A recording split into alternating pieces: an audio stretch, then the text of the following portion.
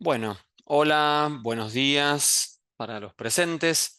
Bienvenidos a este OpenDC. Mi nombre es Diego Herrera y soy diseñador audiovisual de la Universidad de Buenos Aires.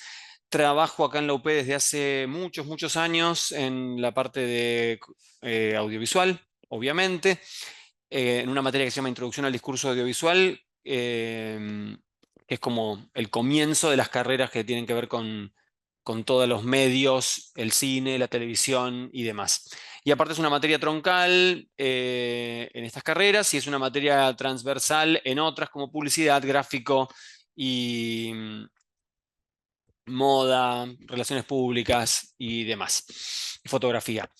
Eh, bueno, la idea de la charla de hoy un poquito es en esta hora y media que nos convoca, poder darles eh, unos, eh, unos conceptos base, ¿sí? De los elementos del lenguaje audiovisual para que aquellos que están iniciándose en esto, aquellos que están empezando, que por ahí tienen interés en alguna carrera audiovisual, o aquellos que se dedican a otra cosa, pero necesitan información por ahí de todo lo que tiene que ver con la imagen, puedan llevarse unos conceptos fundamentales, yo diría, como para poder construir historias y poder narrar con imágenes, que es lo importante de este encuentro.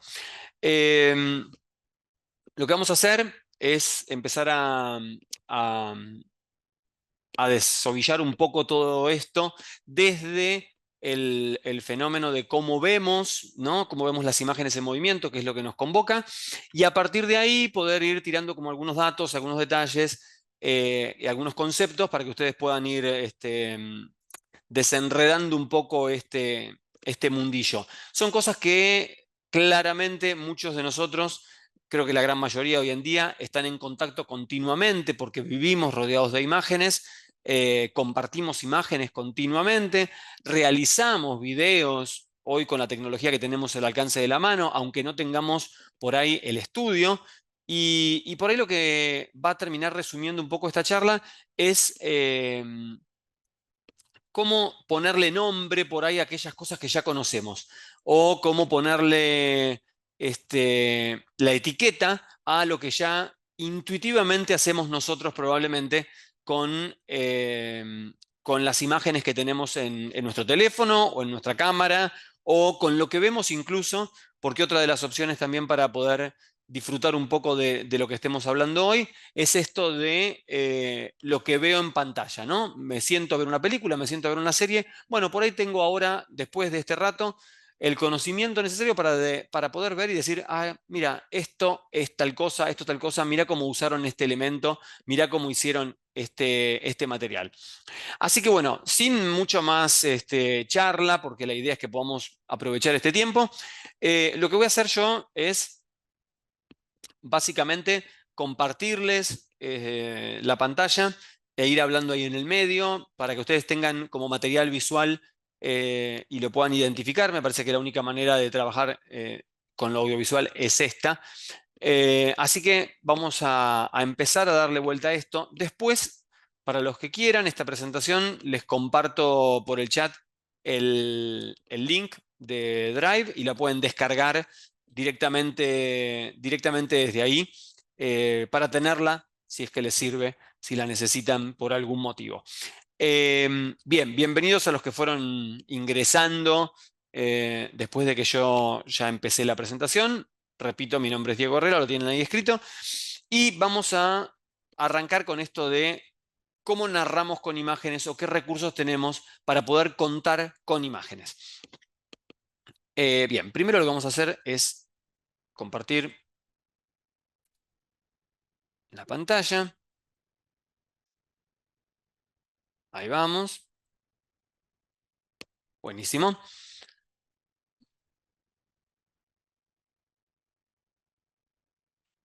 Bien.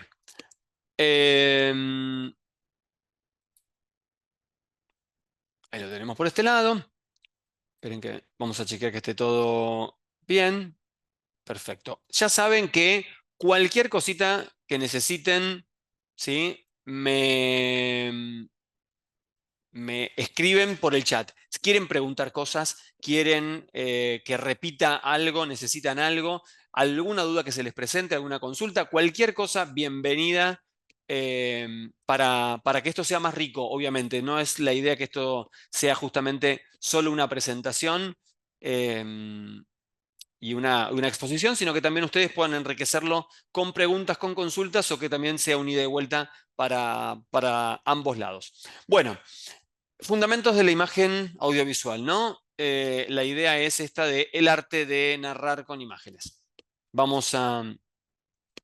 voy a ir pasando yo para que esto funcione un poquito mejor. Eh, Les decía al principio, bueno, esta es nuestra pequeña hoja de ruta, ¿no? Vamos a hablar un poquito de los elementos básicos y después nos vamos a meter en planos, ángulos, posiciones, movimientos de cámara y si nos da el tiempo, tenemos un poquito de suerte, nos sentamos a analizar por ahí alguna pequeña escena de una película.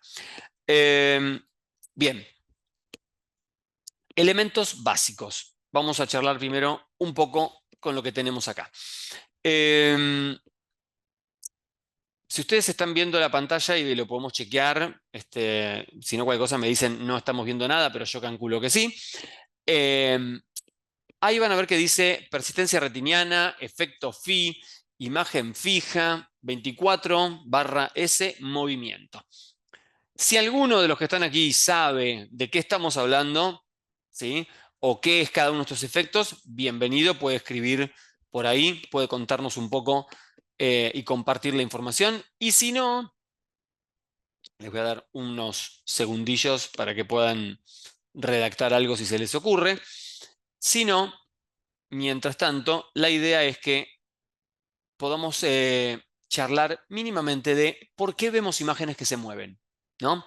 Esa es un poco la idea de este primer punto.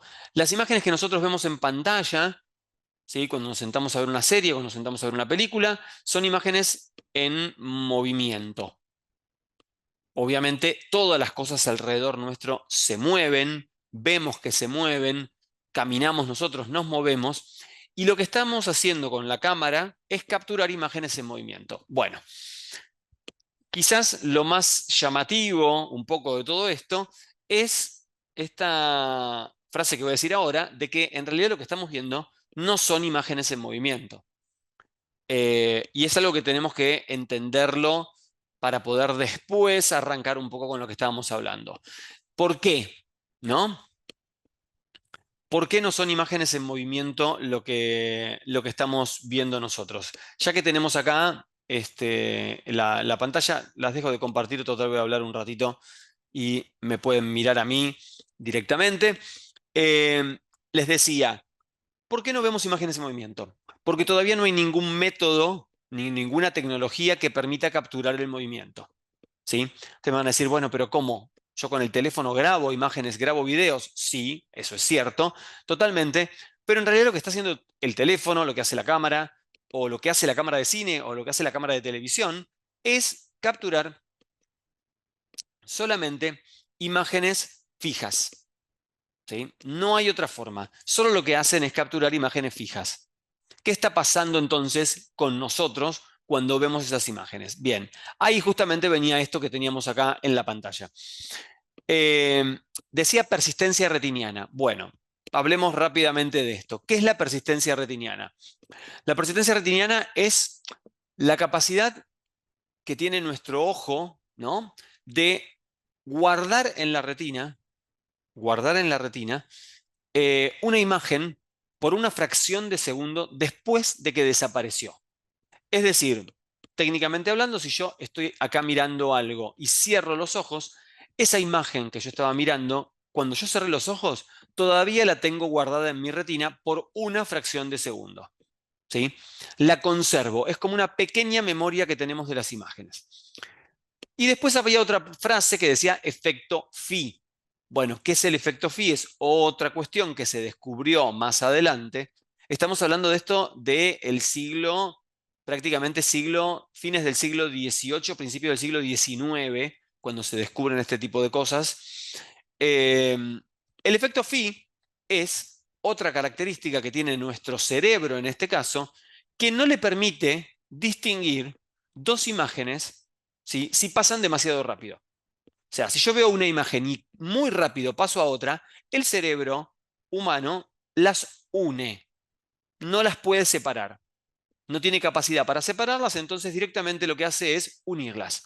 Esto es como muy fácil de comprobar, por ejemplo, cuando ustedes están mirando un ventilador que arranca, ¿no? Primero ven las 3 paletas o las 4 paletas y después cuando se empiezan a mover, de repente yo ya dejé de ver las paletas, porque pasan tan rápido adelante de mi ojo que el cerebro no puede separar dónde está cada paleta. Entonces, lo que estamos haciendo ahí es justamente viendo este efecto Phi que pasa en nuestro cerebro. Bien, ¿qué pasa con todo esto?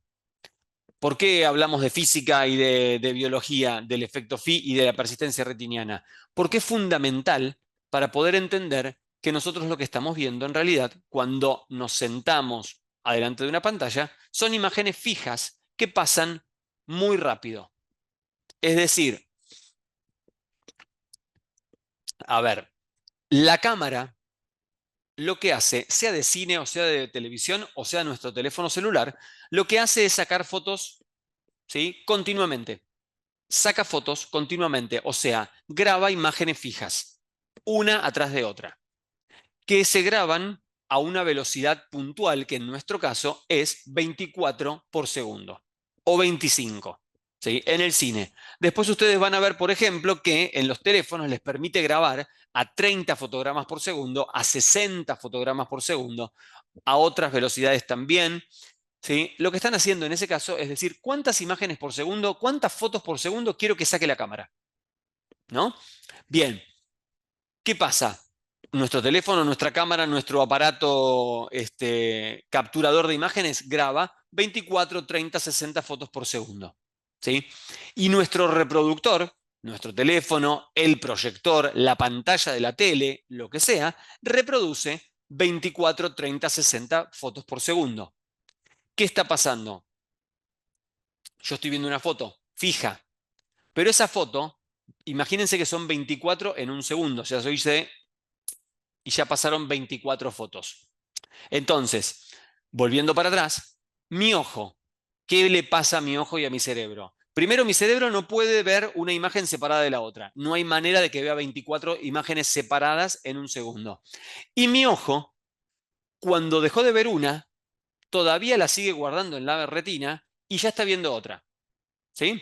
Entonces, en definitiva, lo que yo genero en mi cabeza o en mi centro de la imagen es una sucesión de imágenes una tras de la otra continuamente. Ahí es donde yo entro a ver, o nosotros entramos a ver el movimiento. ¿Sí? Por eso vemos imágenes en movimiento. Porque nuestro ojo guarda la imagen anterior y se superpone con la siguiente y porque nuestro cerebro no las quiere separar. Pasan tan rápido que decide directamente unificarlas. De ahí, directamente, lo que tenemos entonces son esta idea de imágenes en movimiento. Estamos viendo imágenes en movimiento continuamente. De esto se trata un poco, ¿no?, la imagen audiovisual. Ahora, la idea de esta charla justamente es que podamos descifrar, bueno, cómo contamos con imágenes. Ya sabemos que lo que estamos viendo son puras imágenes quietas, estáticas, fijas, que solamente pasan a una gran velocidad y que nos permiten a nosotros ver el movimiento. Bueno, sigamos entonces un poco más adelante. Bien, estábamos acá. Vamos a seguir adelante con nuestra presentación. Y acá vamos a hablar de esto, que son justamente los elementos básicos que nosotros necesitamos saber. ¿De qué estamos hablando? Plano, toma, escena y secuencia.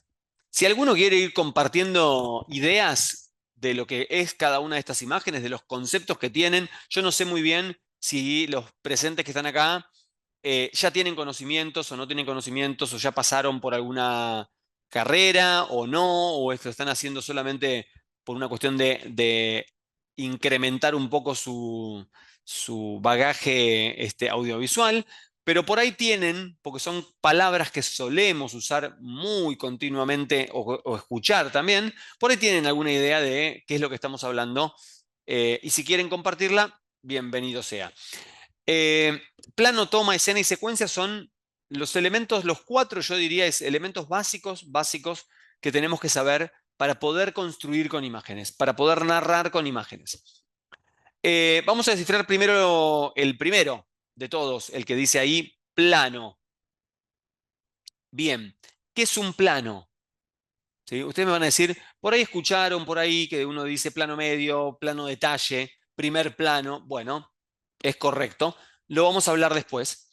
Pero ahí lo que tenemos es esta idea de, bueno, ¿qué es un plano? Me voy a ir de vuelta para que me puedan ver un poco a mí, porque esto total no va a cambiar demasiado. ¿Qué es un plano? Bien, un plano es cada una de las imágenes que componen una película, un programa de televisión, un videoclip, una publicidad, un cortometraje, un documental, cualquier producto audiovisual. Cada una de las imágenes que componen este, este producto, entre un corte y otro, es lo que nosotros llamamos plano. ¿Sí? Por ejemplo, yo estoy viendo a una persona, ¿no? Imagínense, ¿no? La película en la cabeza. Veo un plano de una persona caminando por la calle. Luego corto y muestro a la persona, ¿sí? Poniendo la llave en un auto. Luego corto y veo a la persona entrando al auto. Y después corto y veo a la persona manejando en el auto. Y después corto y la veo bajándose del auto. Y después veo otra imagen de la persona eh, caminando, subiendo las escaleras de un edificio. Lo veo subiendo un ascensor, corto, y lo veo entrando a su oficina. ¿Sí? Ahí lo que estuve haciendo es contando justamente una situación, ¿sí? Una persona que sale de su casa y llega a, a su trabajo en imágenes. Primero la imagen caminando, después la imagen metiendo la llave del auto, después entrando, después manejando, después bajándose, después subiendo la escalera, después el ascensor y después en la oficina. Cada una de esas imágenes que yo mostré, que yo conté, es lo que nosotros consideramos un plano. Y a decir verdad, la gente, los que nos dedicamos a todo lo audiovisual, vivimos pensando en planos. Tenemos esta capacidad o este problema que continuamente pensamos en planos. O sea, a mí se me ocurren las historias y directamente estoy pensando, ay, quiero mostrar esto y después quiero mostrar esto y después quiero mostrar esto y después esto. Bien, eso es lo que nosotros llamamos un plano. Cada una de las imágenes que componen la película. ¿Sí? Entre un corte y otro. Cuando corto, apago la cámara y me voy a otro lado a filmar otra cosa, ya cambió. Si cambió la cámara de lugar a través de un corte, listo, cambió el plano. Los planos en una película se numeran, empiezan claramente desde el uno y yo lo empiezo a numerar. Cuando preparo el guión, lo que voy a hacer es decir, bueno, el plano uno la persona caminando, plano 2 la persona subiendo el auto, plano 3 la persona manejando, plano 4 5 6 así la cantidad de planos que yo necesite. Ahora, había otro concepto ahí en el medio que decía toma. Bien, probablemente todos, y acá calculo que sí, todos tienen la idea, ¿no? O el preconcepto en la cabeza, o la imagen en la cabeza de que uno cuando dice toma, está en esta cosa de la claqueta, ustedes la vieron ahí recién en la presentación, que golpeo y digo luz, cámara, acción, y después de ese toma 1, toma 2, toma 3, toma 4, bien. Justamente la toma viene de, o la misma palabra que es del verbo tomar, capturar la imagen, y una toma es cada una de las veces que yo voy a repetir el plano. O sea, cada una de las veces que yo voy a hacer ese plano, que voy a capturar ese plano. Volviendo, por ejemplo, al ejemplo que teníamos antes, que yo les estaba contando.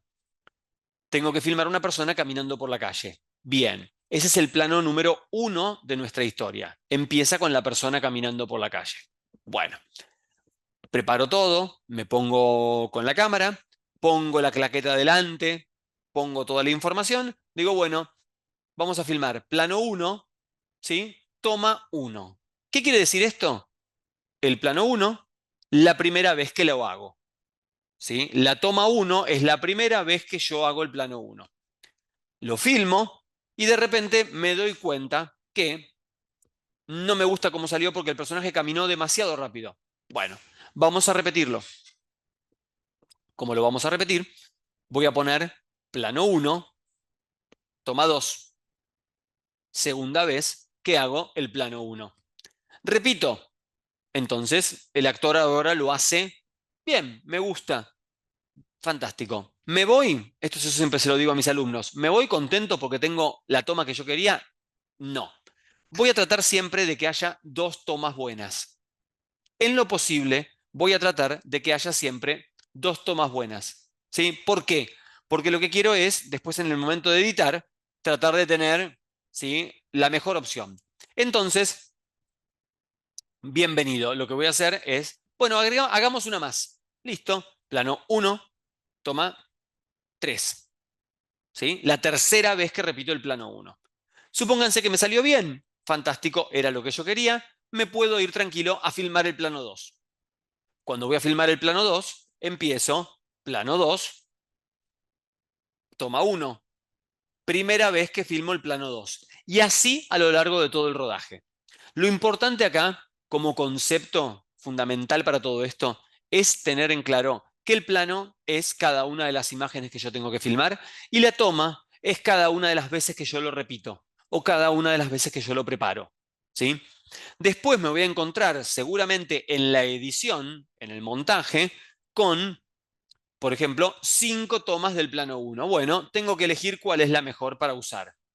Bien, en el medio de todo esto que veníamos hablando, hay otra información más todavía, que es el concepto de escena. Bien, ¿qué es una escena? Es una palabra que todo el mundo la tiene metida en la cabeza y muy probablemente a veces el concepto lo tenemos clarito y a veces no. A veces tenemos como un concepto errado o un panorama bastante neblinoso. Bien, la escena es un conjunto de planos, ¿sí? Empecemos por acá. Es un conjunto de planos. ¿Puede ser uno? Sí. Hay escenas de un plano único. ¿Pueden ser 10? Sí. ¿Pueden ser 100? Sí. Hay películas que pasan por ahí en un solo momento y en un solo lugar. Y acá estoy adelantando información de qué es una escena. La escena es el conjunto de planos que pasa en el mismo momento y en el mismo lugar. Por ejemplo, oficina. Ahora, si mi personaje está trabajando en la oficina, lo veo que está concentrado, veo la computadora, le llegan mensajes, lo veo a él con mucho nervio porque está terminando un trabajo, viene el jefe, le pone más trabajo y todo transcurre en la oficina, sigue la escena de la oficina. Ahora, en un momento el empleado agarra, se levanta y va al baño. Bien, sale caminando por el pasillo, ya cambió la escena. Escena 2, pasillo. Y después cuando entra al baño, escena 3, baño. Y después si vuelve a la oficina, escena 4, oficina. ¿Sí? Cada vez que yo cambio de lugar, cambio de escena. Y cada vez que yo cambio de tiempo, cambio de escena. Y obviamente que si cambio de tiempo y de lugar, cambia la escena. Yo recién les estaba contando, por ejemplo, la idea esta de que cambiamos de lugar. Oficina, pasillo, baño. Pero también puede pasar que el empleado esté en la oficina a la mañana, tomando un café, trabajando, que de repente yo corte y lo vea al empleado que al mediodía comiendo y de repente corte y lo vea al empleado a la tarde guardando todas sus cosas y saliendo de la oficina, ¿no? Bien, ahí el lugar nunca cambió, porque siempre fue la oficina, pero fue a la mañana, al mediodía y a la tarde. Entonces sería escena 1, oficina de día, escena 1, oficina al mediodía, escena 2, perdón, Y escena 3, oficina a la tarde. Bien. Esta es un poco la idea de la escena, de tener lo que pasa en un momento y en un lugar. ¿Sí? En este tiempo y en este lugar pasa esto. Rebobinando un poco, yo tengo planos, que son las imágenes que forman parte de la película. Hablo de película, pero obviamente lo podemos aplicar al producto audiovisual que ustedes quieran. Para mí es más fácil por ahí decir película. Em, Tengo planos que componen la película. Tengo tomas, que son las repeticiones que yo hago del plano. Tengo escenas, que son conjuntos de planos que pasan en un mismo momento y en un mismo lugar. Y le voy a agregar el cuarto elemento que me falta, que era el que teníamos ahí, que es la secuencia. ¿Qué es una secuencia? Bueno, la secuencia es un conjunto de escenas. O sea, esto es como una caja dentro de otra caja, adentro de otra caja, ¿no? Como que la secuencia es un conjunto de escenas, la escena es un conjunto de planos. ¿Qué es una secuencia? Es un conjunto de escenas que no importa realmente si tienen unidad de si tienen unidad de tiempo o unidad de espacio, o sea, si pasan en el mismo lugar o pasan en otro, o si pasan en diferentes momentos, pero lo importante de la secuencia es que tiene unidad de acción, ¿sí? ¿Esto qué quiere decir? Que en la secuencia yo cuento algo que empieza, se desarrolla y termina. ¿Sí? Esa es la esencia de una secuencia. Un fragmento de la historia que empieza, se desarrolla y termina. Y después me voy a otra cosa. ¿Sí? Y sigo con la historia, con otra secuencia de la historia. A veces es medio difícil explicar un poquito esto de la secuencia, porque como que las películas muchas veces no lo tenemos muy en claro. Pero para que se den una idea, creo que las películas estas de acción y de robo probablemente sean las mejores para poder entender esta idea de qué es una secuencia. Vieron que por ahí empieza la película, ¿no? Y yo tengo al grupo a la banda de ladrones planificando el robo, preparando el robo, los veo programando todo, los veo ir la noche que tienen que ir a cometer el robo, entrar al museo, hacer todo el plan, entrar hasta la sala donde está la joya que quieren robarse, robarla y salir y escaparse. Ahí empezó la película. Esa es la secuencia de el robo, entre comillas. Algo que empezó, se desarrolló y terminó. Después, obviamente empieza a sonar la alarma, llega la seguridad del museo, se dan cuenta del robo, ya van a la policía, viene la policía, interrogan, preguntan, descubren una pista porque se olvidaron algo y se dan cuenta que es la banda X la que se robó esta joya. Esa es la secuencia de el descubrimiento. Algo empezó, se desarrolló y terminó. Viene el policía que se va a encargar del caso, empieza a investigar, descubre una pista, va para un lado, va para el otro, investiga, los encuentra por algún lado, encuentra un dato, hasta que finalmente logra dar con los ladrones, ¿sí? Y se prepara para atraparlos. Esa es la secuencia de el desarrollo de la historia, la secuencia de la investigación. Después vendrá probablemente la secuencia de la persecución. Y después vendrá la secuencia de la resolución. Cuando los atrapan, los encarcelan, los atrapan y se vuelven a escapar. No los logran atrapar nunca. Eso depende obviamente de la película que estemos haciendo. Pero, para que se den una idea, como que el robo, el descubrimiento, la investigación, la persecución y la resolución son como 5 secuencias dentro de mi película del robo. ¿Sí? Como 5 bloques narrativos que me cuentan algo que individualmente me pueden dejar a mí contento como espectador porque me mostraron algo, lo desarrollaron y lo terminaron. Obviamente que yo quiero ver todo el resto de la película, pero esa parte es la que yo por lo menos pude ver, entender y cerrar. Mínimamente se cerró esa pequeña parte. Bien, con esto cerramos un poco esta idea de conceptos básicos, ¿no? Elementales. Necesito saber qué es un plano, qué es una toma, qué es una escena y qué es una secuencia. con esto directamente puedo construir cualquier producto audiovisual. Pero ahora me falta probablemente lo más importante de todo, que es saber, bueno, ¿qué nombre le ponemos a cada una de las imágenes que forman parte de la película? ¿No?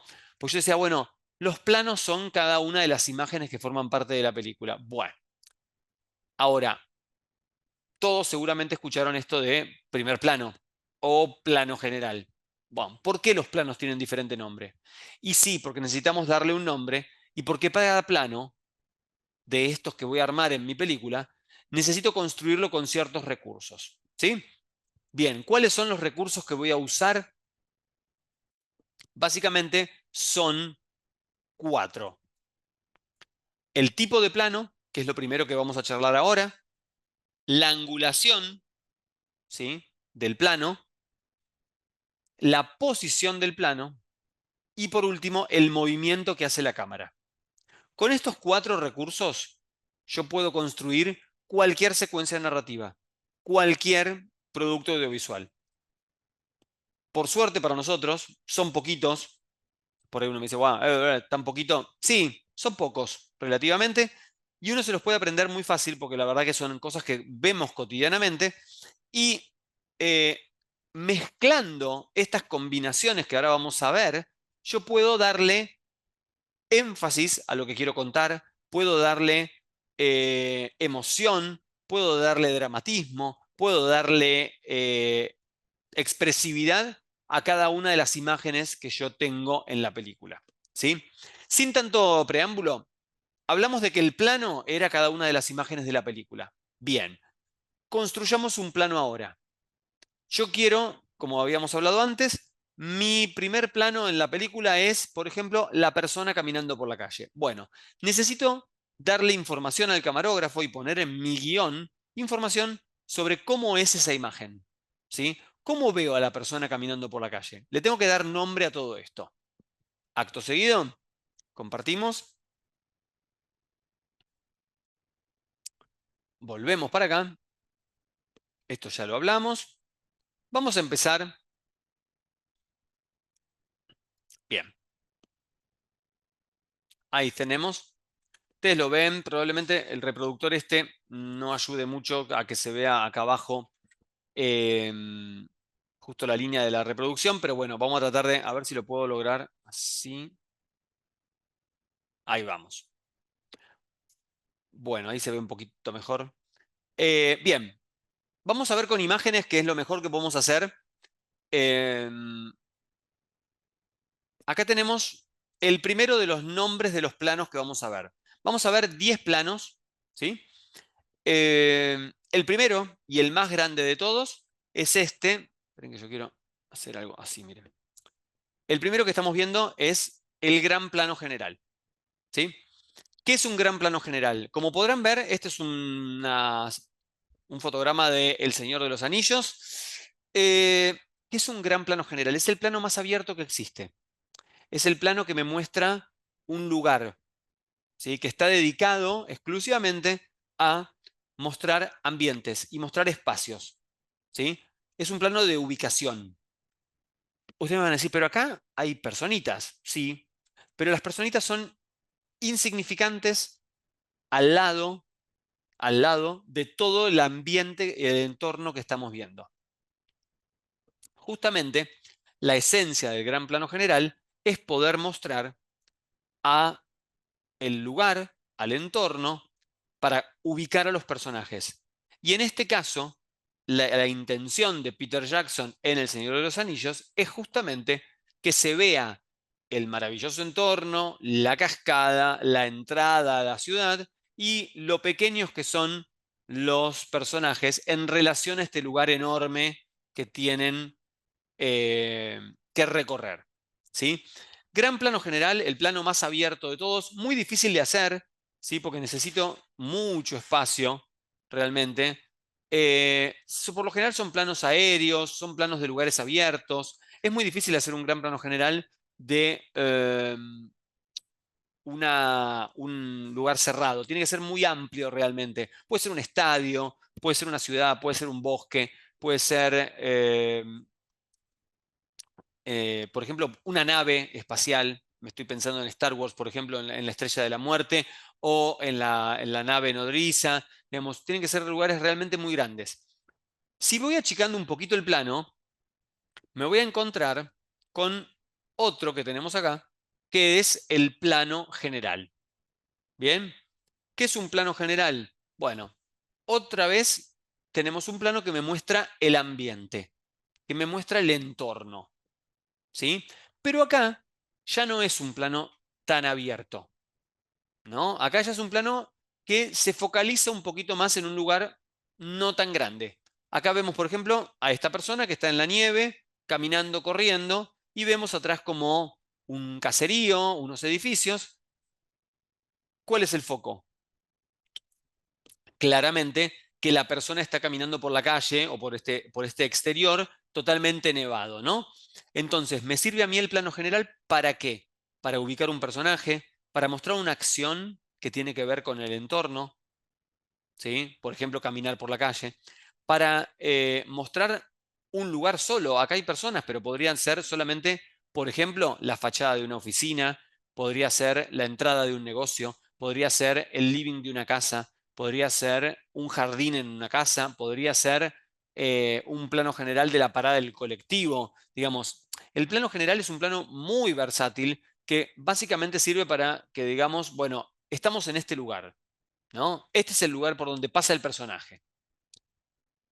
Vuelvo a decir, por las dudas para los que fueron llegando, preguntas, dudas, consultas por chat, lo que quieran, me cortan, me paran.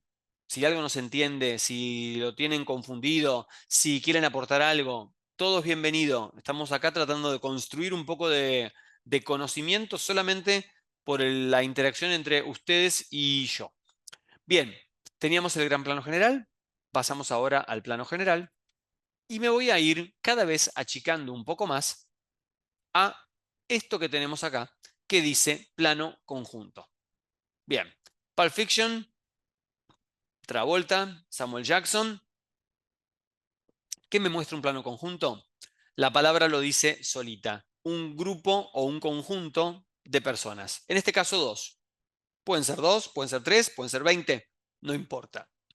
Cuando yo quiero mostrar un grupo de gente, ¿sí? Más de una, uso el plano conjunto. El plano conjunto acá está cortado, como ven, al medio. No veo las piernas de las personas. ¿Es necesario eso? No siempre. No hace falta. Puedo ver a las personas de cuerpo entero, puedo ver a las personas, por ejemplo, un grupo de manifestantes caminando por la calle. Puedo ver a las personas a la mitad, como este plano que tenemos acá de Pulp Fiction.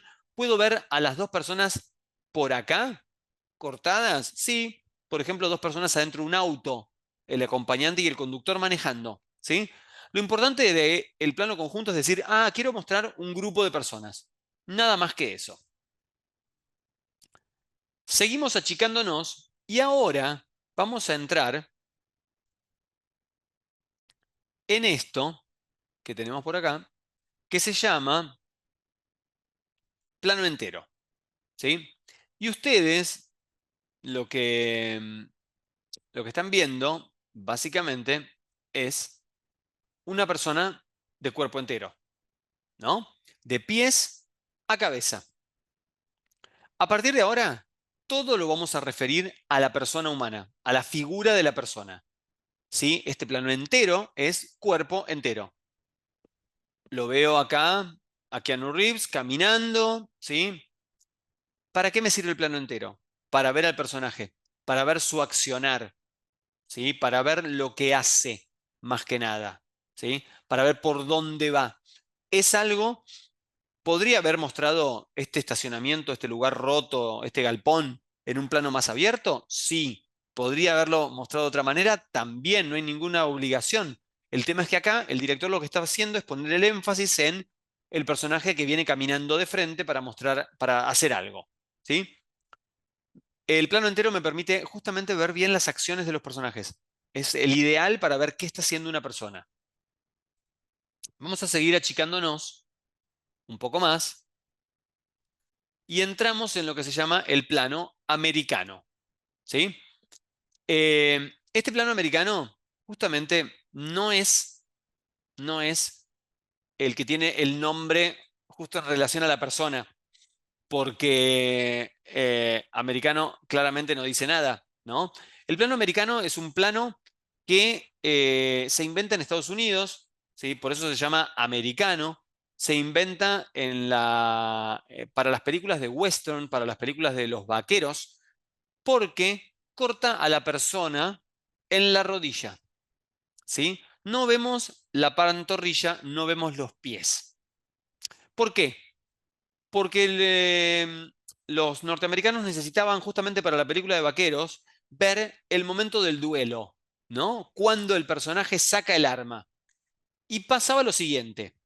Si lo hacían en un plano entero como el anterior que estábamos viendo, no tenía énfasis, porque no se veía bien el arma, estaba muy lejos. Y si lo hacían en otro plano que ya existía, que es el plano medio, que ahora lo vamos a ver, que corta por la cintura, ¿sí?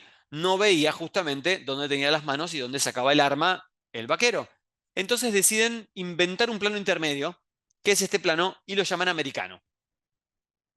Justamente corta por las rodillas. Es un plano que me permite a mí cortar a la rodilla y acercarme un poco más al personaje. ¿Sí?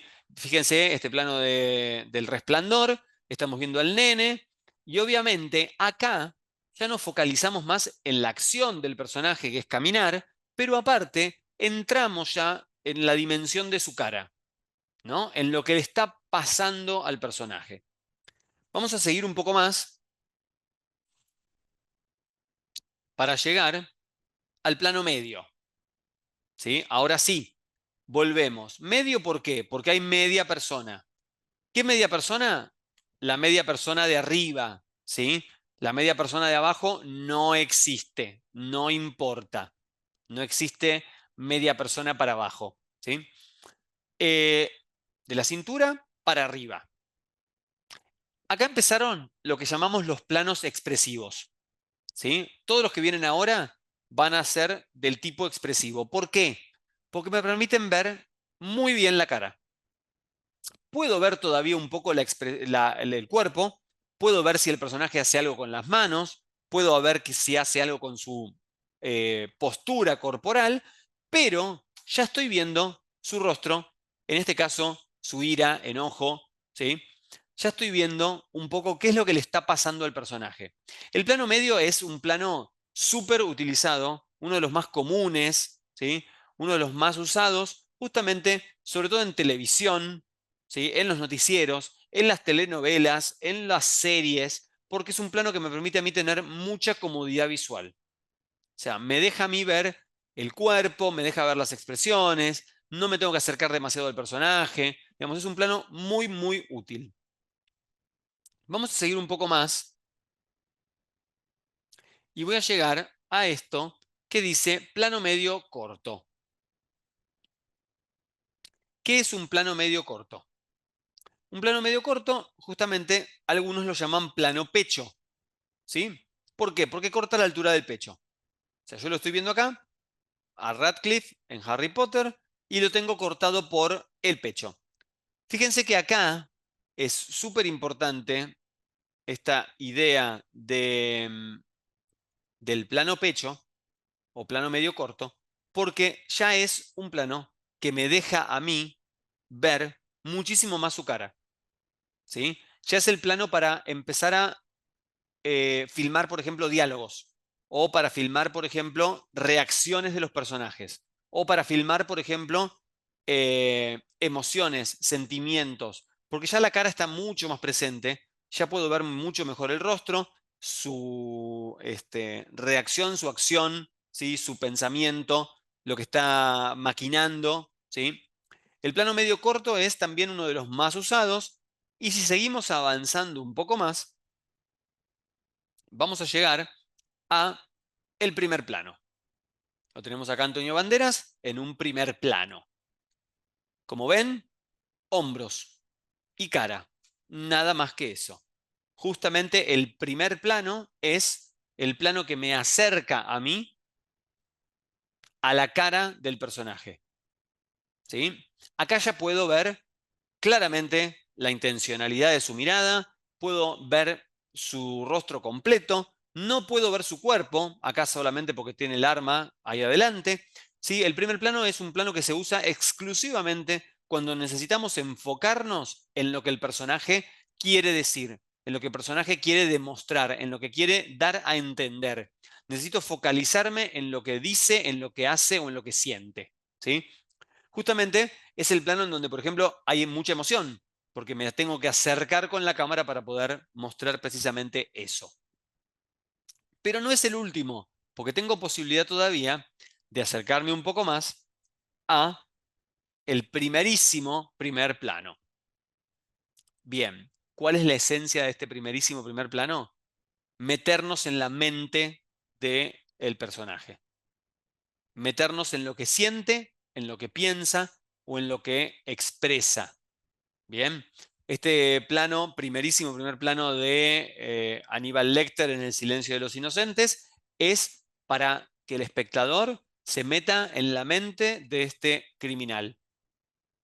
Nos metemos, nos sentimos como en la otra, como Clarice, el otro personaje que lo está interrogando, y cómo él la está mirando a ella. Nos ponemos en esa posición como espectadores. ¿Por qué el director elige un primerísimo primer plano? Porque quiere que no veamos otra cosa más que esto. La mirada atemorizante, la mirada poderosa de este criminal tratando de intimidar a la investigadora que tiene enfrente. ¿Sí? Es un plano difícil de usar porque es muy cerrado. Ya no veo nada más que la mirada. Nada más que la mirada. No veo ni la parte de arriba de la cabeza ni la parte de abajo. Es un plano muy, muy, muy cerrado. Y el último de todos, el número 10, es lo que llamamos el plano detalle. Yo acá les puse como ejemplo un plano detalle de la ducha, del agujero de la bañadera de Psicosis, de la película de Hitchcock, pero, porque me parece como súper simbólico, el plano detalle es un acercamiento a un objeto, en principio. Un plano detalle de del agujero de la ducha, un plano detalle de un arma en el piso, un plano detalle de las ruedas del auto cuando sale corriendo, un plano detalle de la patente del auto, un plano detalle de una persona escribiendo, un plano detalle del teléfono celular con un mensaje. Digamos, me acerco porque quiero mostrar algo. La esencia del plano detalle justamente es focalizar la mirada del espectador en el objeto. Y acá voy a darles como una pequeña, me salgo un poco del libreto, pero para decirles que esto es lo que a nosotros nos pasa en la cabeza cuando vemos un plano de detalle. Estamos tan acostumbrados a consumir productos audiovisuales que, por ejemplo, cuando un director nos muestra un plano de detalle de algo, nosotros como espectadores inmediatamente pensamos, algo va a pasar con esto. ¿No? ¿Por qué focalizamos tanto? ¿No? ¿Por qué el director nos mostró la virome arriba de la mesa? ¿Y por qué algo va a pasar con esto después? Justamente esa es la esencia del plano detalle. ¿Sí? Poder literalmente hacer que el espectador mire lo que nosotros como directores queremos que miren. También, ojo, porque puede ser un plano detalle de eh, una parte del cuerpo de una persona. ¿Sí? Puede ser un plano detalle de los pies, puede ser un plano detalle de una cicatriz, puede ser un plano detalle de un tatuaje. ¿Sí? También puede ser un plano detalle de un animal, un plano detalle del perro o del gato. Bien, acá llegamos, por fin, a los 10 planos que nosotros podemos usar. ¿Cómo? ¿Ya llegamos? Sí, sí, son 10. Con estos 10 construimos películas, construimos series, construimos historias. Pero no me alcanza solamente con decir, ay, quiero hacer un plano medio de la persona. Necesito más información. ¿Sí? Entonces ahora nos vamos a meter en algo un poco más agregando, a ver, agregando información. Ángulo normal, dice por acá. Bueno, vamos a hablar de los ángulos. ¿Sí? ¿Qué es el ángulo? El ángulo es la inclinación que tiene la cámara. ¿Sí? ¿Inclino la cámara o no inclino la cámara? ¿Por qué inclinaría la cámara? Pregunto, ¿no? ¿Por qué? Porque justamente inclinando la cámara puedo lograr que el público sienta diferentes cosas, ¿sí? Puedo lograr que el público piense diferentes cosas. Vamos a ver los ángulos, que son 5, ¿sí? Que yo puedo, obviamente, a partir de ahora, combinar un ángulo con un plano, ¿no? Vamos a ver acá, y yo, de hecho, no lo pensaba así, pero ya que estamos acá viéndolos, se los voy a ir contando mientras tanto. O si quieren, también ustedes me lo pueden compartir y me lo pueden ir escribiendo por ahí. Bien, ¿qué tenemos acá? ¿No? Acá dice ángulo normal. Bien, ¿qué es un ángulo normal? Obviamente, usamos la palabra normal para esta cosa de lo que es común. ¿Y qué es lo común? Bueno, lo común justamente es cómo nosotros vemos las cosas naturalmente. El ángulo normal es un ángulo que no tiene inclinación de cámara, o sea, está de frente a la persona, ¿sí? A la altura de la mirada de la persona. Fíjense que acá tenemos al nenito, ¿sí? Y la cámara está a la altura de su cabeza. No hay ningún tipo de inclinación, o sea, lo veo directamente. ¿Alguien se anima a escribir en el chat qué plano es este? ¿Qué tipo de plano de los que vimos antes es este que tenemos acá? Porque yo estoy usando la imagen solamente para hablar del ángulo, pero, a ver, ahí tenemos. Bien, primer plano. Bien, María, buenísimo. Tenemos un primer plano por aquí metido. Ahora ya podemos agregar info. Es un primer plano con un ángulo normal. ¿Sí? Estoy filmando justamente a esta persona en primer plano con un ángulo normal. Bien, ¿qué tenemos acá? El gato con botas en Shrek. Acá dice ángulo picado. Bien, ¿qué es el ángulo picado? El ángulo picado que tengo por acá es un ángulo en el cual, vamos a hacer así, así achicamos cositas, en el cual yo estoy con la cámara enfocando de arriba hacia abajo. ¿Sí? La cámara está inclinada de arriba para abajo. Por eso lo llamamos picado, ¿no? Porque es como la caída de los aviones, un poco. ¿Por qué uso un ángulo picado? ¿Por qué el director decide que la cámara esté más arriba que la mirada del personaje y lo enfoca hacia abajo? Porque justamente pasa esto que nos demuestra esta icónica escena del gato con botas. ¿Sí? El gato con botas me da ternura. El gato con botas me genera indefensión. Yo lo veo y me da lástima, porque pobrecito está ahí aplastado contra el piso, parece chiquito, necesita ayuda, no tiene poder, es una cosa mínima, es una cosa pequeña. Justamente eso es lo que genera el ángulo picado. ¿Sí? Justamente eso, genera inferioridad. Entonces, si yo quiero que el público note inferioridad en el personaje, bueno, justamente usamos este ángulo picado e inclinamos la cámara. ¿Alguien puede escribir qué plano es este que tenemos acá? Aparte del ángulo picado. Ojo, ojo, ojo, ojo con lo que hablábamos antes, ¿sí? Pero, a ver, tiren por ahí. ¿Qué tipo de plano es este que estamos viendo del gato con botas? Aparte de que es un ángulo picado. Anímense que no pasa nada. Estamos justamente para andar aprendiendo acá. O me están dudando todos, o qué pasó acá en el camino. ¿Es un primer plano? ¿Es un plano de detalle? ¿Qué les parece? Viene con trampa igual, ¿eh? Viene con trampa acá en el medio, por el tipo de película que es. Pero, a ver, tenemos. Técnicamente es un plano de detalle, ¿sí? Porque es un animal. Pero, ya que estamos hablando de una película en donde los dibujitos son dibujos animados y los personajes son animales y hablan y todo, podríamos decir que es un primer plano también, o un plano medio corto incluso, de El gato con botas. Bien, vamos a la siguiente. Ok, tengo acá un ángulo contrapicado, ¿sí? Justamente lo contrario. La cámara está inclinada de abajo hacia arriba, ¿sí? Cámara inclinada de abajo hacia arriba. ¿Qué me da? Todo lo contrario a lo que estábamos hablando antes, ¿sí?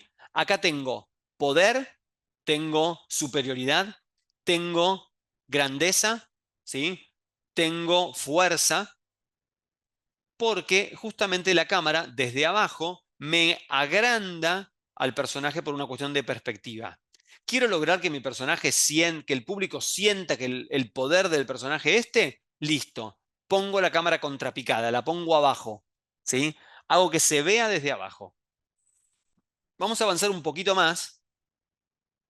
De paso, plano medio, plano americano, contrapicado, ¿sí? Uniendo información con lo anterior. Bien, ángulo cenital. Raro, ¿eh? No es de lo más común. No es de lo más común el cenital. Tenemos un ángulo que está colgando desde el techo, o sea, perpendicular hacia el piso, mirando las cosas desde arriba, ¿sí? Como si estuviéramos colgados directamente en el techo. Este ángulo cenital es un ángulo que genera una perspectiva bastante rara, bastante extraña, no es muy usado, ¿sí? Sirve básicamente para mostrar justamente las cosas desde arriba. No me va a aportar ni superioridad, ni inferioridad, ni nada, sino que simplemente es como un punto de vista, como decir, ah, bueno, estoy mirando desde arriba las cosas. Bien. Eh, lo podemos ver en esto, por ejemplo, ¿no? De ver a todos los que quedaron tendidos después de la pelea, o lo podemos ver cuando nos asomamos desde un balcón y miramos para el piso, o lo podemos ver también el cenital cuando una persona está acostada en el piso o acostada en una camilla, o lo podemos ver cuando mostramos una ciudad desde arriba. Digamos, pero también es un ángulo bastante extraño que genera como una sensación rara en el público. Y este más todavía, contracenital, ¿sí? Un ángulo que mira desde abajo hacia arriba, como si yo me acostara en el piso y mirara el cielo, ¿sí? Este es el contracenital. Es un ángulo más raro aún, porque no es muy común que la gente se ponga en esa posición, pero me sirve, por ejemplo, para esto. Maravillosamente para mostrar cómo Batman está cayendo desde el cielo sobre los personajes que van a ser atacados en este momento, ¿no? Puede servirme también para ver una pareja sentada en el pasto, acostada y mirando el cielo, mirando las estrellas a la noche. Puede servirme para cuando veo pasar un avión, ¿sí? El contracenital es como bastante más raro de ver, pero tiene su uso muchas veces. Bien, hasta acá vimos los ángulos, ¿no? Hablamos entonces de los planos, hablamos de los ángulos, ¿sí? Del normal, picado, contrapicado, cenital, contracenital. Ahora nos vamos a meter con las posiciones. ¿Qué es la posición? La posición es desde dónde está viendo la cámara, ¿sí? Desde dónde está viendo la cámara el personaje. Acá fíjense, lo voy a poner en esta primera de ejemplo, dice posición frontal. Bien, lo estamos viendo de frente. Vemos toda, absolutamente toda la cara de Johnny Depp en este fragmento de la película. Está de frente. Acá les agrego que esto es un plano medio corto o un primer plano, está como medio dudoso, con un ángulo normal y con una posición frontal. ¿Sí? Vamos mezclando todo lo que vimos hasta ahora. Puedo verlo de frente, puedo ver al personaje de espaldas, y acá sería dorsal, ¿sí? Acá ya tengo una posición desde atrás. ¿Para qué me serviría una posición dorsal? Bueno, no quiero verle la cara al personaje.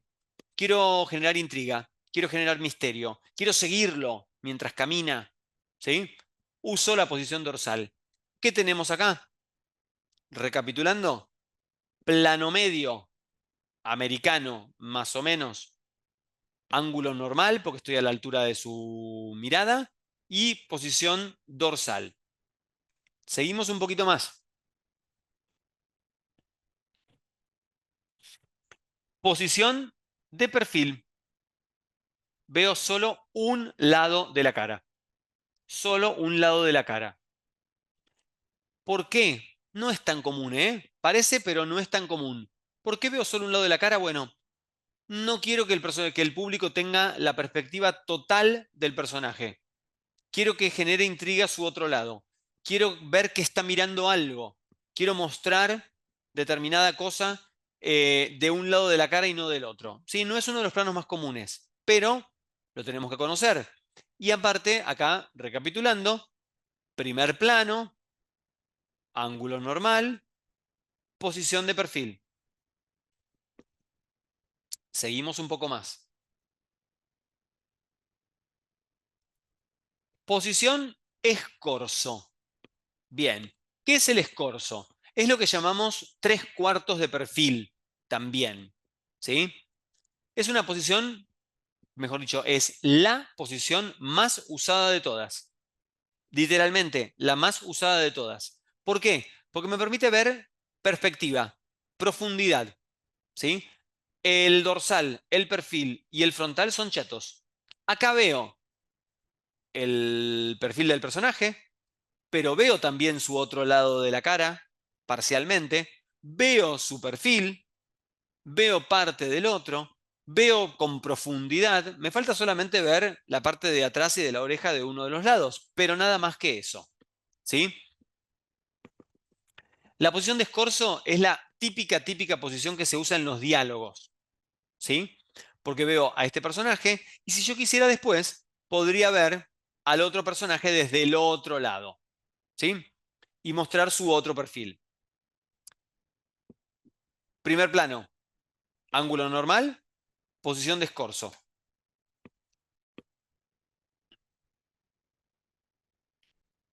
Fíjense acá, es parecida a la anterior, pero ponemos acá semidorsal. ¿Por qué semidorsal? Porque voy a poner mi foco en este buen hombre que está acá, ¿sí? Semidorsal. Lo veo medio de atrás. Le veo, no es de atrás completo, no es de perfil, es tres cuartos desde atrás. Fíjense que veo parte de su cara. ¿Sí? Ángulo, primer plano, ángulo normal, posición semidorsal. Acá voy a agregar algo más, por ejemplo, perdón, que me fui ahí, vamos a dejarlo correr. Vamos a ver otra posición que se llama POV, punto de vista, point of view, subjetivo.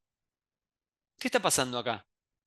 La cámara hace de cuenta que son los ojos del personaje, ¿sí? Por eso lo llamamos punto de vista subjetivo. Parece que el personaje se está mirando las manos, ¿sí? La cámara son los ojos del personaje. Esto es muy común, muy usado en películas de terror, ¿sí? Porque genera muchísima intriga, porque no vemos al personaje, porque avanzamos con él. ¿Sí? Cuando uno ve al personaje, se siente como en mayor comodidad, ¿no? En mayor ventaja. Cuando no lo vemos, hacemos como nada, como que tenemos ahí, estamos como desnudos, como que no sabemos qué es lo que vamos a encontrar. Bien, punto de vista subjetivo. Avancemos un poquito más. Punto de vista objetual. ¿Qué es esto? Algo raro. Breaking Bad, algo rarísimo. La cámara metida adentro del lavarropa. Bueno, está el punto de vista justamente es de un objeto. Punto de vista de un objeto. Desde adentro del lavarropas. desde adentro de la heladera, desde adentro del tacho de basura, ¿sí? Son cámaras muy raras, realmente son cámaras muy raras que no se usan mucho, pero que también está bueno porque depende la historia. Breaking Bad hace un uso muy, muy notorio de este tipo de cámaras, pero también es algo que nos puede servir en algún momento porque queremos construir un relato en donde el personaje es visto desde algún lugar extraño. Un poco más. Punto de vista reflejo. Fíjense, la actriz y su reflejo. Justamente estamos haciendo esto, estamos viendo lo que ella ve, su reflejo acá. Y la cara completa la vemos en el reflejo, no la vemos en ella. Es sumamente interesante el punto de vista reflejo porque me permite a mí jugar con lo que el personaje puede mostrar o esconder. Eso está realmente muy bueno a la hora de poder elegir un punto de vista. Vamos un poquito más. Punto de vista holandés. ¿Sí? ¿Qué es esto? Un punto de vista holandés, un punto de vista aberrante, también llamado. ¿Qué pasó acá? ¿Por qué decimos holandés o aberrante? Porque fíjense que la cámara está caída, está inclinada. Fíjense acá, ¿no? La inclinación que tenemos del eje horizontal. Fíjense justo en esta parte, en este fotograma de Batman, ¿qué es lo que pasa? Batman lo está agarrando al guasón violentamente. Sin embargo, ¿sí? La inclinación de la cámara nos muestra, si yo veo así solamente esta foto, pareciera como que el guasón se le está tirando encima, ¿no? Como si el guasón tuviera más poder o más fuerza que Batman. Esa es un poco la idea del plano holandés, del punto de vista holandés. Correr el eje de la cámara, mover el eje de la cámara y lograr, ¿sí?, una inclinación que me genere desequilibrio, que me genere incomodidad, que me genere sensación de locura, sensación de rareza, muchas veces usado sobre todo en películas en donde yo tengo que estar mostrando esta idea de un personaje atormentado, un personaje desequilibrado, un personaje que no está bien emocionalmente. Muy bien, seguimos un poco más, ya vamos dándole vuelta. Bien, y acá lo que vamos a hacer ahora, porque me toca una parte complicada ahora, que es hablar de los movimientos de cámara, ¿no? Movimientos de cámara que si ustedes no los ven en pantalla, se complica, porque es difícil contarles cómo es un movimiento sin que ustedes lo puedan ver. Entonces, voy a darle el crédito a este video de un canal español sobre cine, que está muy bueno porque es uno de los mejores, uno de los más sintéticos y de los más ejemplificadores. Así que lo voy a ir compartiendo para que ustedes puedan ver con ejemplos directos los diferentes tipos de movimientos que hay, ¿sí? Acá yo les puse algunos nombres que los vamos a tener continuamente en pantalla. Zoom, paneo, tilt, barrido y traveling, ¿sí? Vamos a ver parte de este video y después cerramos, ¿sí?, con algunos conceptos más.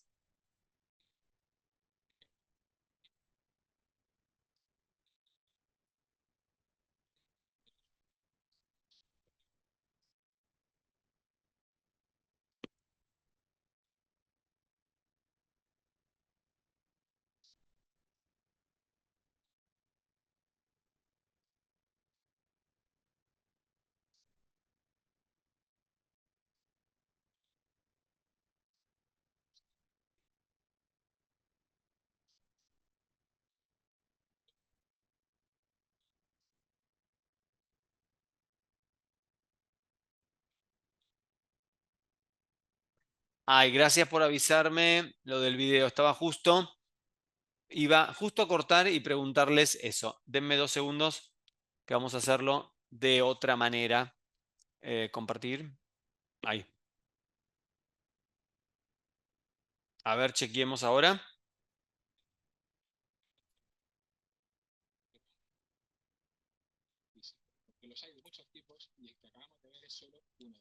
Movimientos de cámara física. Cuando hablamos de movimientos de cámara física, Confírmenme, por favor, que se escuche ahí el video, así seguimos adelante. hay dos tipos, los que tienen desplazamiento de la cámara sobre su propio eje y los que no. Yo lo voy a hacer con un gimbal para que lo veáis en acción de una forma más clara. Panorámica. La panorámica es un movimiento de la cámara sobre su propio eje horizontal, es decir, una rotación de la cámara de izquierda a derecha o viceversa. La percepción como espectadores es la de un movimiento similar a cuando giramos la cabeza. En un guión técnico lo podemos abreviar escribiendo pan, que es como se le llama en inglés. Cuando trabajamos en equipo usamos el verbo panear para indicarle a la persona que opera la cámara que realice este movimiento. La llamada panorámica de seguimiento cumple la función de seguir el recorrido de un sujeto o de un vehículo que se mueve. La panorámica de reconocimiento o descriptiva hace un recorrido por la escena para permitir que el espectador se fije en todos los detalles del escenario o para mostrarnos una visión general de un lugar. Y puede usarse como un plano subjetivo si viene precedida de un plano corto de un personaje que está mirando un escenario. También nos puede servir para revelar algo que no estaba al empezar el plano, como el nombre de un sitio o un personaje que no esperábamos causando sorpresa. Barrido. Cuando hacemos una panorámica muy rápida que produce imágenes borrosas durante el movimiento, le solemos llamar barrido. Con este tipo de panorámica lo que intentamos es atraer la atención hacia la siguiente imagen. Entre sus funciones incluyen las de comparar o contrastar personajes o lugares. Así imprimimos mucho más ritmo a ese vídeo o película. En inglés se llama whip. Y es algo que le gusta usar mucho, por ejemplo, a directores como Damien Chazelle y Wes Anderson. El barrido se puede hacer directamente en cámara o se puede hacer en el montaje, uniendo dos planos grabados por separado. Para ello usaremos un corte en medio del movimiento para que no se note la transición. De esta forma podemos trasladar al espectador en el tiempo o en el espacio, dando sensación de ser un solo plano con continuidad. Tilt o panorámica vertical. El tilt es cuando la cámara se mueve en vertical, pero sin desplazar el eje horizontal. Puede ser arriba o abajo o viceversa. Y el término proviene del inglés directamente sin traducción. Aunque he de decir que a mí en la universidad me lo enseñaron como panorámica vertical y conozco a muchas personas que también lo llaman así. En cualquier caso, el término más usado es tilt, para que no nos volvamos locos. Cuando miramos hacia arriba es tilt up y cuando miramos hacia abajo es tilt down. Y entre otras funciones nos puede ayudar a revelar a un personaje o a un lugar o a mostrar una relación de superioridad o inferioridad cambiando el ángulo de picado a contrapicado o al revés. Roll.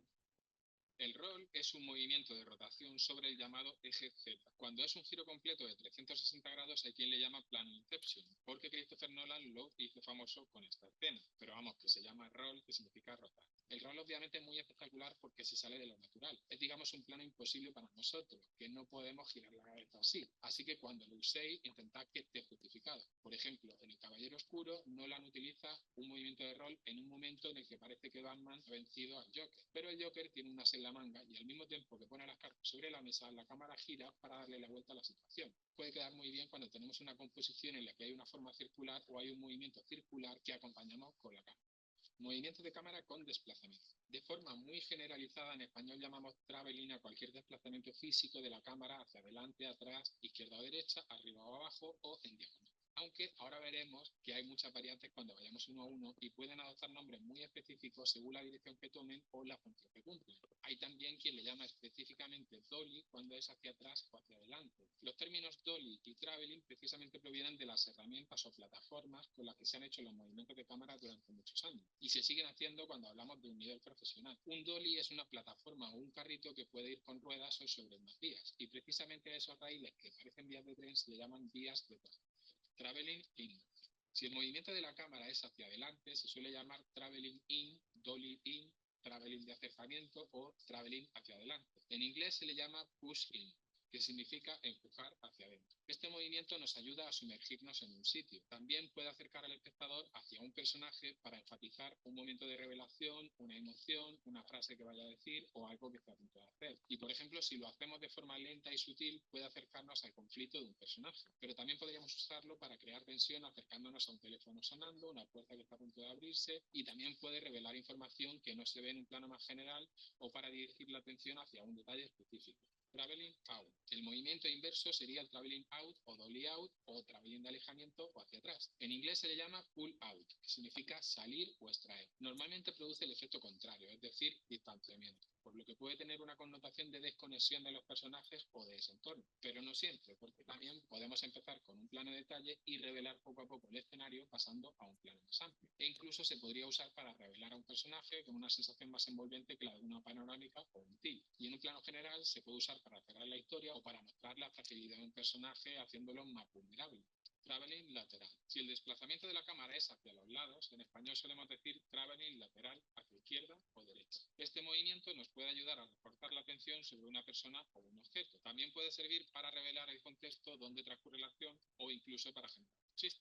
En inglés lo podéis encontrar como track left o track right. Track con un también. Traveling de seguimiento. Uno de los travelings que más se utiliza, y no importa en qué dirección o ángulo se haga, es el traveling de seguimiento, que se llama así por la función que cumple y no por la dirección. Este tipo de traveling acompaña a un personaje o a un vehículo y realmente se puede hacer prácticamente desde cualquier ángulo: frontal, dorsal, contrapicado e incluso cenital. En un guión técnico simplemente lo describiremos indicando el ángulo desde el que se va a hacer el seguimiento, desde atrás, desde arriba, lateral. En algunos planos secuencia se usa para crear incertidumbre. ¿A dónde se dirige este personaje? ¿Y qué va a pasar cuando llegue a donde se dirige? También es importante mencionar que un traveling de seguimiento no necesariamente tiene que ser un plano súper estable. Al hombro también se le puede llamar traveling de seguimiento, con la particularidad de ser un plano más movido y trepidante que nos introduce en la escena de una forma más directa y más cruda y no es tan estética como un plano estabilizado. Cuando es desde atrás, en inglés se le llama forward tracking shot o follow. Si lo que hacemos es ir hacia atrás, es decir, siguiendo algo o alguien para verle de frente, en inglés se le llama backward tracking shot. Si el movimiento es lateral, en inglés se dice track left o track right, es decir, seguimiento hacia izquierda o seguimiento hacia derecha. Traveling circular. Otra variante es el traveling circular. En inglés se le llama arc, consiste en girar alrededor de alguien dándonos una sensación mucho más inmersiva que si tuviéramos la cámara estática. Aquí podéis ver un ejemplo de una película de Scorsese en el que la cámara gira alrededor de esta pareja para provocar un momento íntimo. Pero también se utiliza para darle un aspecto épico a los personajes, como en este de Avengers, que hace que todo el equipo se vea como un héroe colectivo. Si además lo hacemos con un teleobjetivo, es decir, con una lente que tiene una distancia focal larga, al movernos rodeando al personaje conseguiremos darle mucho más dinamismo a ese plano, porque lo que está cerca se mueve despacio, pero lo que está al fondo se mueve muy rápido. Esto es lo que se suele llamar parallax effect en inglés, efecto parallax. Otra función del traveling circular, si se hace a mucha velocidad, es la de generar tensión. E incluso en Ciudad de Dios, Fernando Mireia se usa una combinación de dos traveling circulares para hacer el flashback. Traveling vertical. Este es uno de los movimientos de cámara que más nombres puede adoptar en función de la fuente que consultéis. A mí me lo enseñaron como traveling vertical hacia arriba o hacia abajo. Y así es como lo he oído siempre en rodaje. Y en inglés se llama boom up o boom down, aunque también lo podéis encontrar como pedestal. E incluso podéis encontrarlo como crane up o crane down, que significa curva hacia arriba o hacia abajo, como por ejemplo el plano con el que empieza la película Parásito. Este tipo de planos nos pueden servir para revelar algo que no vemos al principio del plano, para tener una vista más amplia del lugar o para cerrar una historia como hacen muchas películas. Pero también nos puede servir para seguir a un personaje que está descendiendo o subiendo en altura, como por ejemplo en la chaqueta metálica. Movimientos ópticos.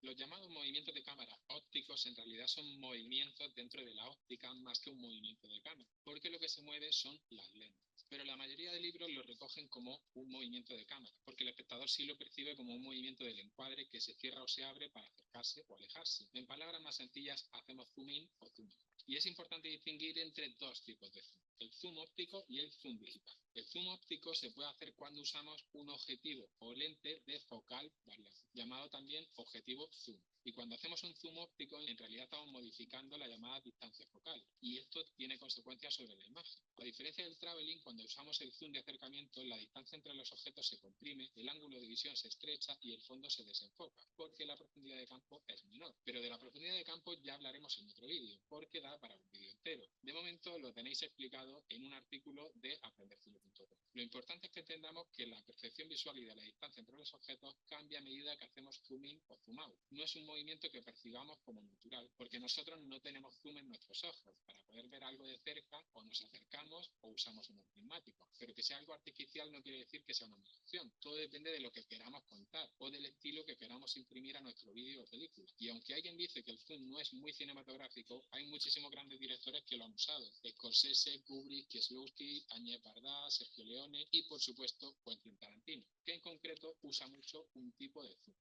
crash zoom. El crash zoom, que tanto se usaba en las películas asiáticas de Kung Fu, le da velocidad a ese plano. En España también lo llamamos simplemente zoom rápido o golpe de zoom. Para comedia y para acción mola mucho, pero también puede tener otros usos tramposos. Zoom digital.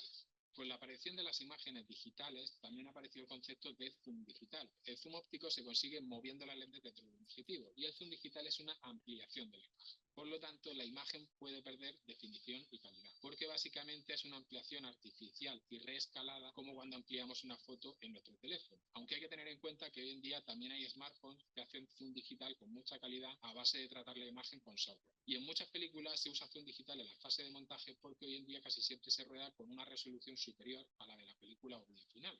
Drag Focus. Y ya que hemos hablado del zoom, también quiero hablaros de otro movimiento óptico que no se suele citar como movimiento de cámara, pero es un recurso que nos permite generar movimiento interno dentro de un plano, cambiando el foco o plano focal. Este se produce cuando tenemos una imagen con dos términos de profundidad y hay uno enfocado y otro desenfocado. Este movimiento tiene una capacidad narrativa visual muy importante, ya que nos permite dirigir la mirada del espectador dentro del encuadre. Viéndolo así, ¿tú qué dices? Si el zoom es un movimiento de cámara, ¿no debería serlo también el RAW Focus? Traveling zoom o dolly zoom. El traveling zoom o dolly zoom, que también se le llama retro zoom, traveling compensado o zoom paraláctico, es una combinación de movimiento dolly y zoom para lograr un efecto óptico. Hitchcock lo utilizó de forma magistral en su película Vértigo y hoy en día se utiliza mucho tanto en cine como en televisión. Consiste en mantener el tamaño del plano de la persona que estamos filmando, pero el fondo cambia comprimiéndose o alejándose. Y para realizarlo tendríamos que hacer zoom in al mismo tiempo que hacemos un traveling out o al revés. Lo has podido ver en películas como Tiburón de Steven Spielberg o El Señor de los Anillos de Peter Jackson.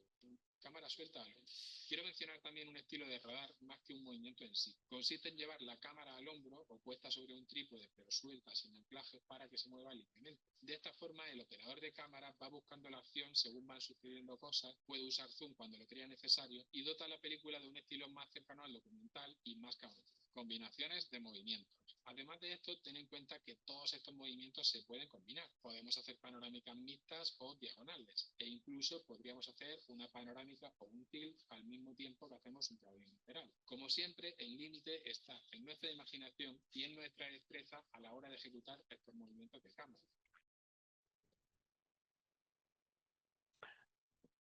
Bueno, a ver, voy a dejar de compartir ahí un cachito. Eh, Bien, un poco, mucha información, me parece, ¿no? Mucha información ahí en el medio. Eh, pero bueno, la idea un poco era que pudieran ver directamente el ejemplo, porque si no es como muy difícil el tema de los movimientos de cámara. Eh, lo primero que iba a hacer ahora, porque tenemos unos 5 minutitos más como para poder seguir, lo primero que quería hacer, antes que nada, era compartirles directamente el... Ahí está. Les comparto directamente por acá. A ver.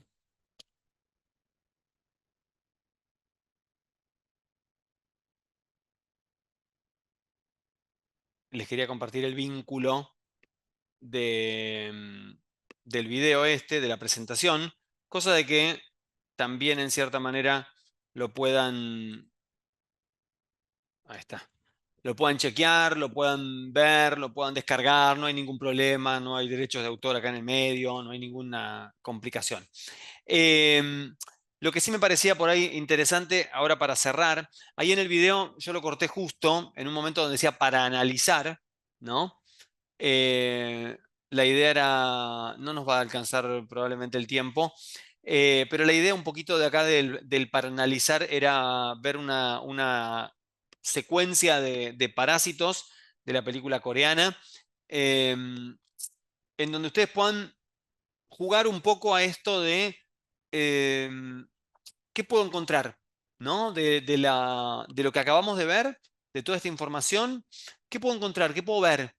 De qué me muestra el director, por qué usa el director eh, este tipo de plano, por qué eligió acá este movimiento, por qué eligió esta angulación. Creo que la gran ventaja que tenemos un poco nosotros después de esto, ¿no? De haberle dado un poco de forma a los elementos básicos del lenguaje audiovisual, es esta idea de construir imágenes por un lado, porque uno dice, bueno, quiero narrar una historia, quiero contar una historia, quiero hacer esto, quiero hacer aquello, y ahora tengo un poco más de información, pero aparte también sirve para poder ver lo que otros hacen, ¿no?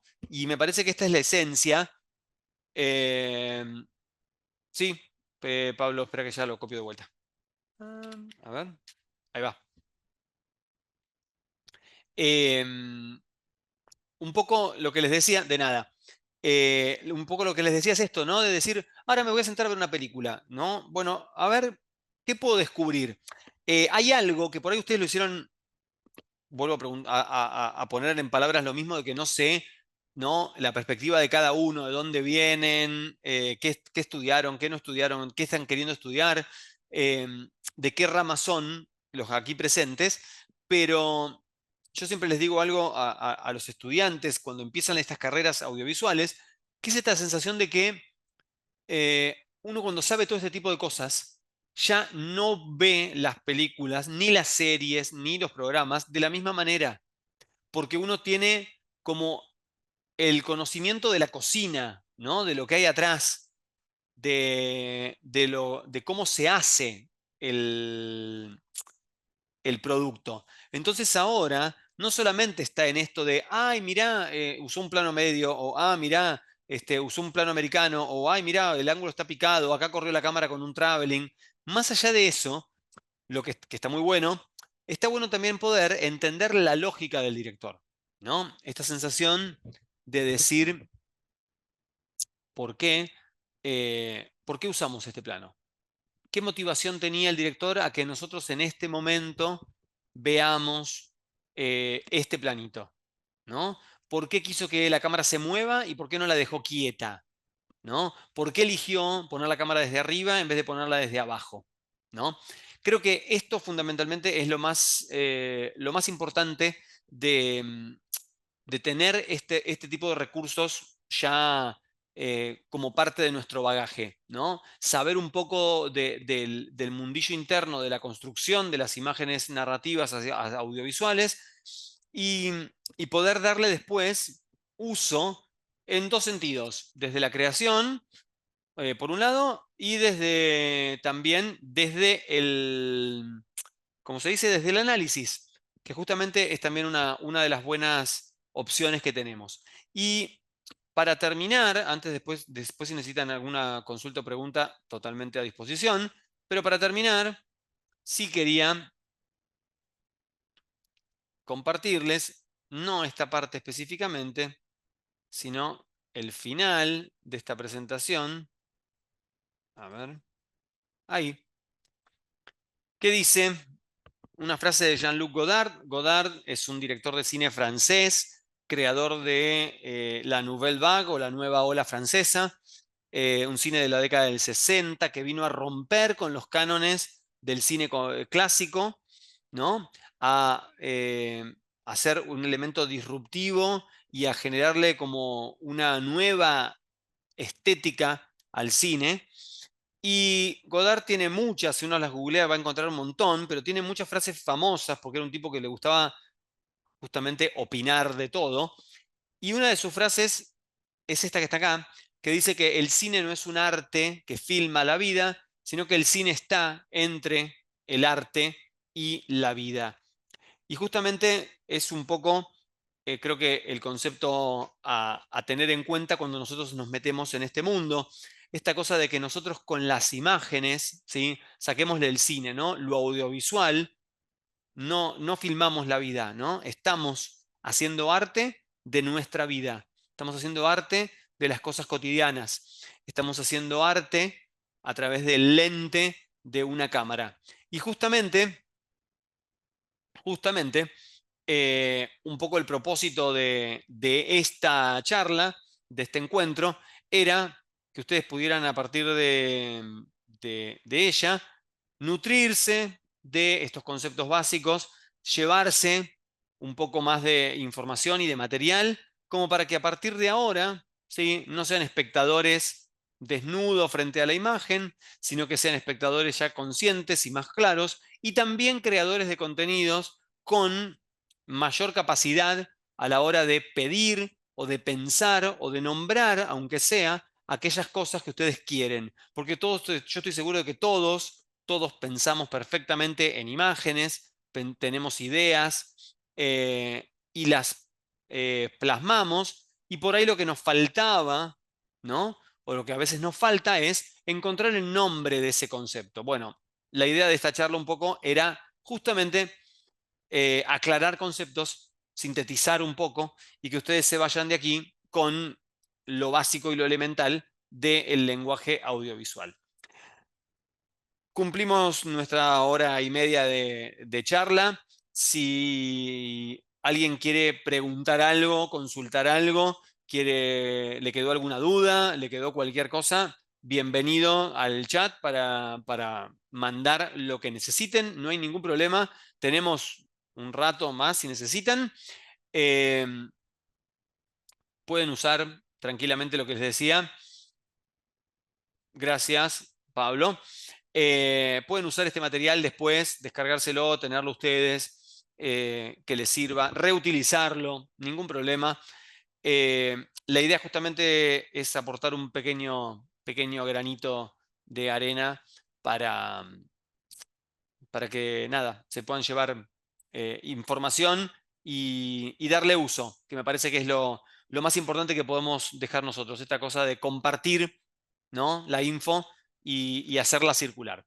Bien, si no hay más preguntas, si no hay ninguna consulta ni nada más, por mi parte voy a darle el cierre. Les agradezco muchísimo la participación, la presencia aquí, el engancharse, el ser partícipes también de los OpenDC de la Universidad de Palermo, que es un espacio desde hace muchos años que viene con fuerza, tratando de acercar un poco el contenido universitario a todos aquellos que quieran acercarse. Así que por mi parte, no mucho más, darle este cierre, los despido, espero que lo hayan podido aprovechar, que les haya servido, que haya sido claro, que haya sido de, que haya sido lo que estaban esperando en cierta manera, y si no fue justamente lo que esperaban, bueno, que los haya podido sorprender por algún lado con esta información. Muchísimas gracias y cualquier cosita, si alguien necesita seguir algo por el chat, yo me quedo conectado un ratito más, y si no, nos vemos en alguna otra charla que ustedes puedan engancharse que yo pueda dar, o acá si son alumnos de la facultad, circulando por la facultad, o si lo van a hacer próximamente también. Muchísimas gracias por la participación y damos por cerrado entonces este Open de la narración audiovisual. Chau, gracias a todos.